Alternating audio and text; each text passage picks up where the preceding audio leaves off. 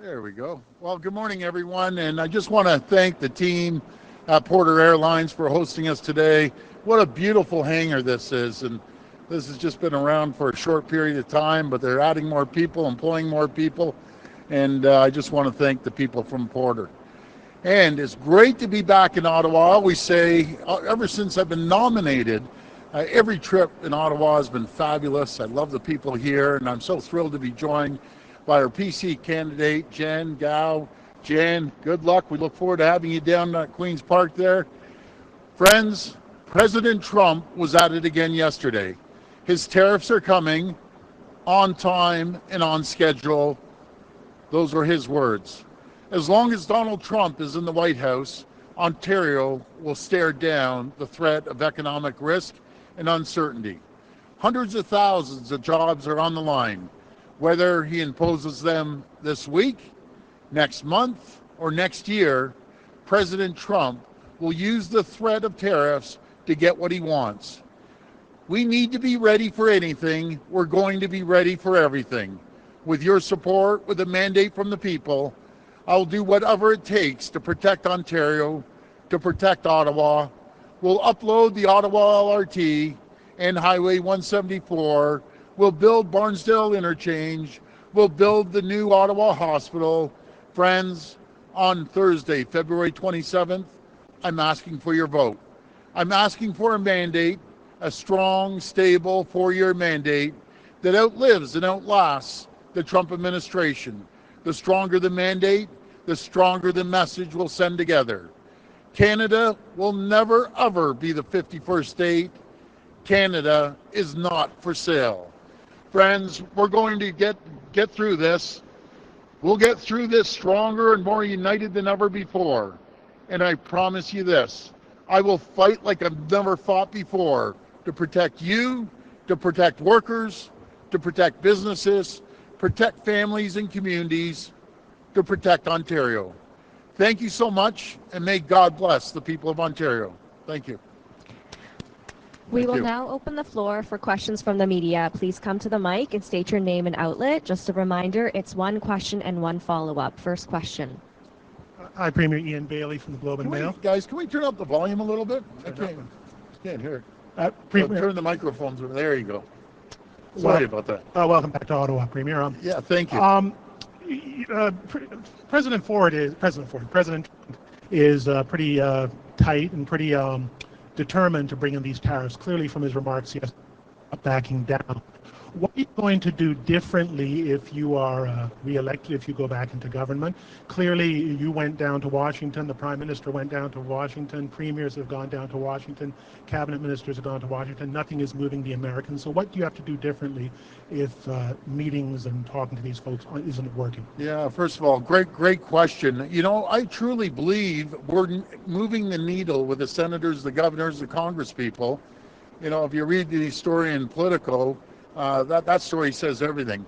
When they had the governor's meeting, the loudest voice down there was ourselves, myself and Premier Houston. And I've yet to meet an American citizen, a governor, a senator, a congressperson that agrees with what President Trump is doing. It doesn't matter if it's Democrat or Republican. But we have to be ready. And the day those tariffs come, I've directed the LCBO to pull off every bottle of booze there is from the U.S., and there's a lot of them. There's 3,600 products from 35 states.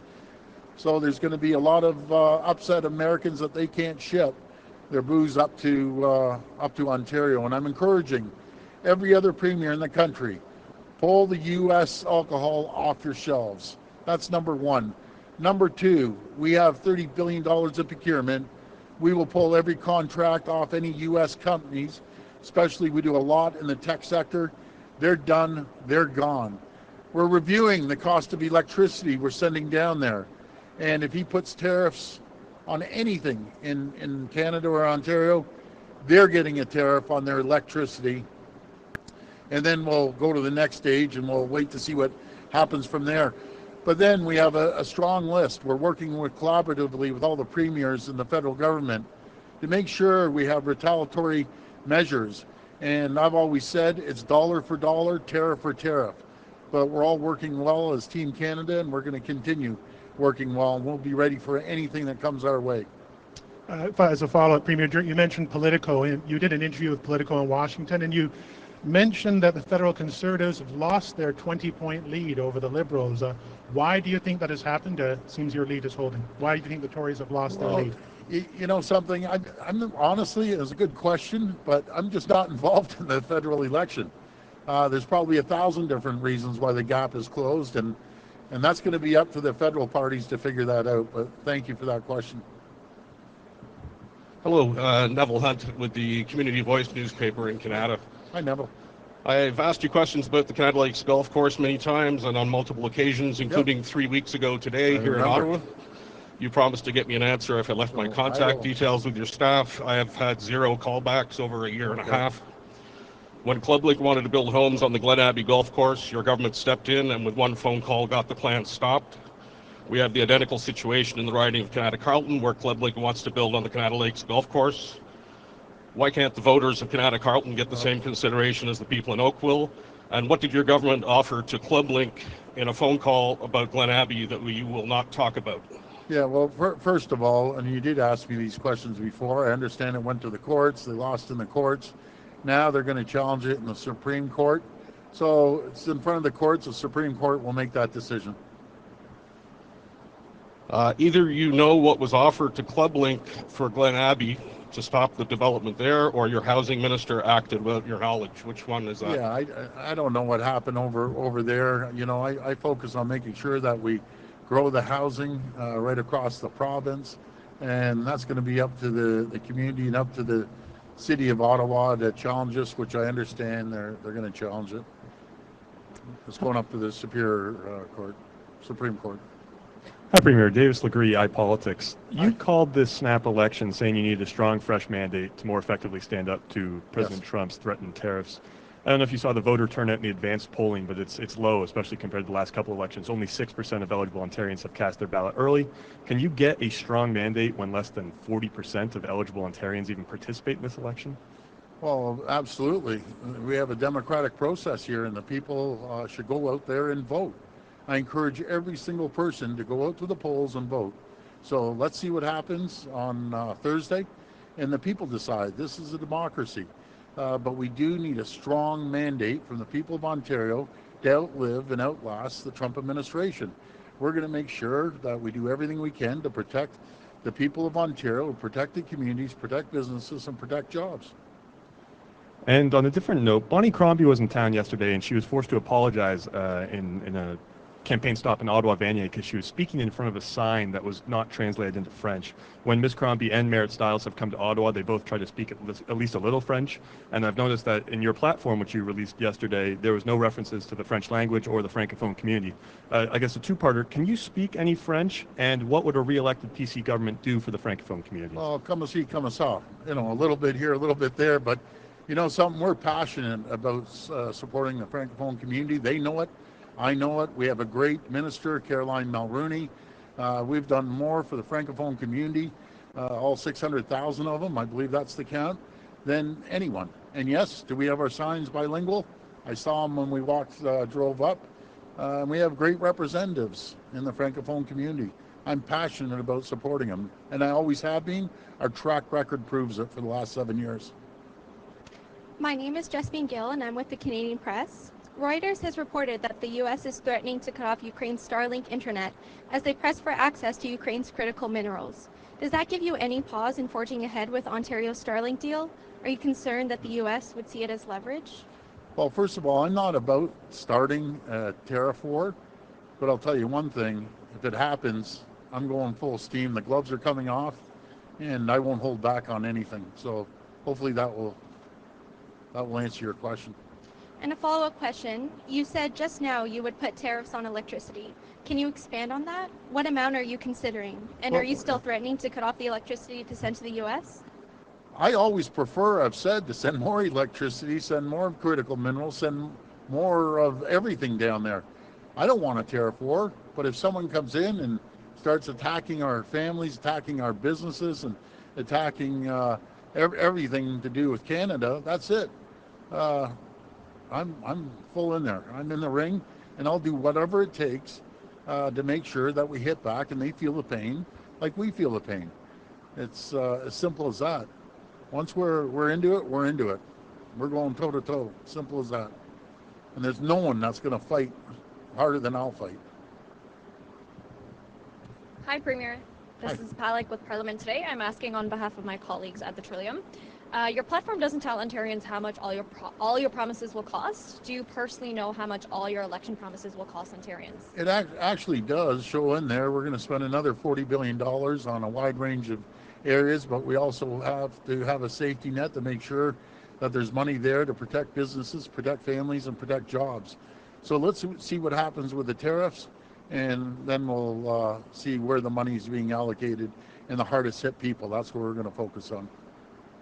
And just as a follow-up, your platform also talks about standardizing development charges. Why not just follow the Liberals' lead and cut them? Is Bonnie ahead of you on this? Well, isn't it ironic that the Liberals are saying to cut the development fees, development charges? Bonnie Crombie were doing cartwheels, going absolutely crazy when I suggested to cut half of them. So I'd say that's a little bit of hypocrisy. Thank God we have Mayor Carolyn Parrish that's actually already doing it. I didn't have to tell her. Thank God we have Mayor Del Duca up in Vaughan cutting them as well. I encourage all the cities to cut development charges, even by 50%. It's going to save a tremendous amount of money. There's park fees, there's this fee, there's that fee. By the time you're done, you're paying over $120,000 just to government on fees. I led the charge on purpose-built rentals to get rid of the HST right across the country. We're doing that now. We're building record amount of purpose-built rentals. So we're going to do everything we can to make sure that we move forward and work with the municipalities to lower the cost of housing. But I think it's up to the mayors to show leadership and do what Carolyn Parrish is doing and Mayor Del Duca is doing. And I think there's a few more that will be following suit. Hello, Joseph Tunney, CBC Ottawa. You touched on it on your opening remarks, but I want to ask you about the LRT. Phase 3, which would bring it to Canada and Barrhaven.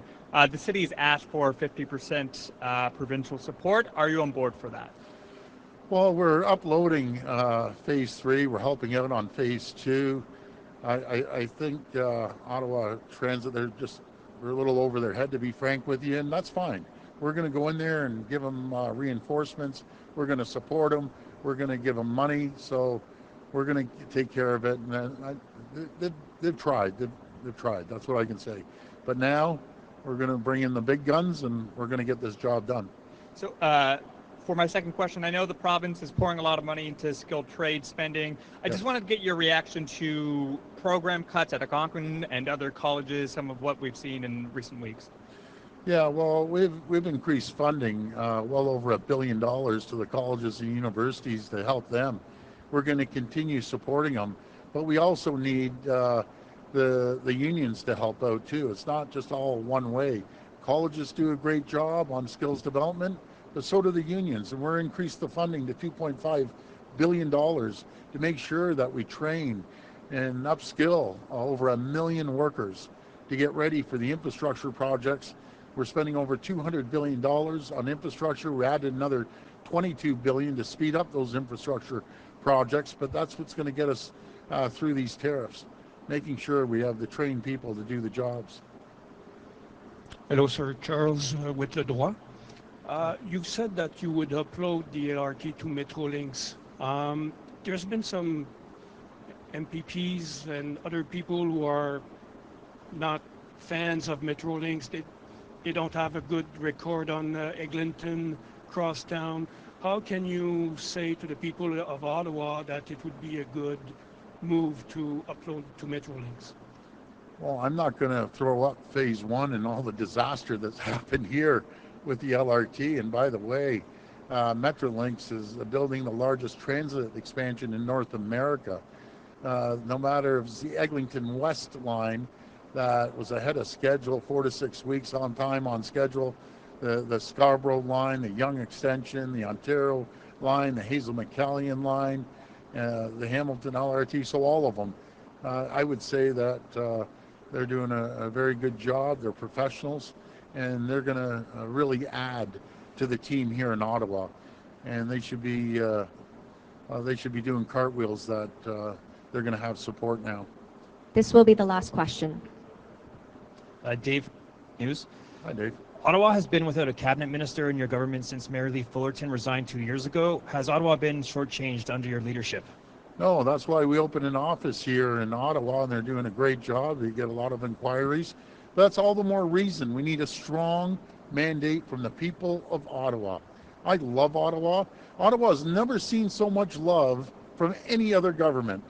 You know something, with our new deal, no matter if it's the over $12 billion we're spending on the new Ottawa hospital, which hasn't been done before. No matter if it's uploading Highway 174 and provided $9 million right out of the gate for road maintenance, not to mention the other $181 million included in the new deal for roads and highways and other transportation needs, including funding for the design and construction of a new interchange at Highway 416 and Barnsdale Road. We're advancing Canada North Transitway, as well as repairing and upgrading rural roads outside of the city center. We're also, we put into Byward Market a little miniature police station to make sure that is safe. So we're putting more money into mental health, looking after violent crime. The police are getting a helicopter. So we're doing a lot. We spent over $48 million more in funding to improve public safety in transit and downtown. So the list keeps going on. I can't remember ever Ottawa getting this much love from a government. We love the people of Ottawa, second largest city in Ontario, and we're going to be there to support them. But the people of Ottawa, you need a strong voice down at Queen's Park. I can't stress it enough. It's absolutely critical that we get that. So I'm just hoping on February 27th, you elect a lot of MPPs to have a strong voice for Ottawa. So thank you very much, everyone. Thank you. This Thank you. concludes today's press Appreciate conference. it. Thank you. Appreciate it.